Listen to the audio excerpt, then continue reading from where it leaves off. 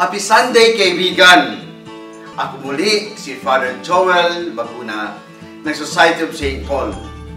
Ang daddy na makakasama mo ngayon dito where every bite nourishes your soul.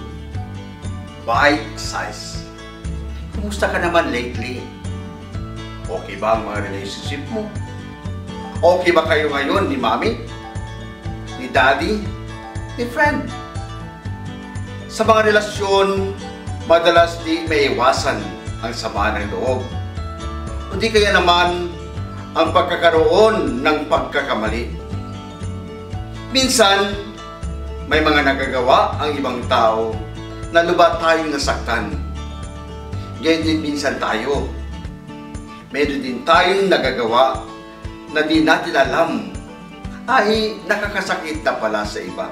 Sa mga pagkakataong ito, kailangan natin ang tinatawag na fraternal correction upang lahat ng samaan ng loob ay mapawi at magpatuloy tayong umibig sa bawat isa. In our gospel today, Kuya Jess suggested 4 steps of fraternal correction. Una, yung tinatawag na confrontation, kung saan in private, kausapin natin yung taong nagkakamali. Pag hindi siya nakinig, saka papasok ang second step, kung saan magsasama tayo ng mga objective witness upang tulungan tayong kausapin yung taong yun at samahan tayong lutasin ang problema. Ngayon, kung palpak pa rin ito, ang third step ay dalhin natin ang taong iyon sa harap ng simbahan ng ating komunidad o barkadahan upang siya ay maipagdasal at makumbinsing magsisi at magbago.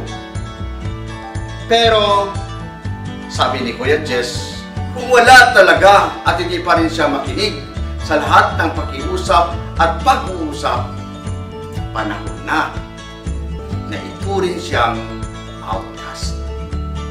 Ito yung fourth step. Pero kaibigan, let us see how Kuya Jess treats the outcast. Minahal nila sila, niyakap, sinamahan, at tinanggap ng buong pag-ibig. Ito lang kaibigan ang gusto sabihin sa atin ni Kuya Jess. Kapag ang lahat ng efforts upang itama ang mga kaibigan nating nagkasala sa pamamagitan ng salita ay pumalpak, it is time to do the greatest at most valuable correction. Ang ibigin siya ng buong puso, buong pagtanggap. After words of love, let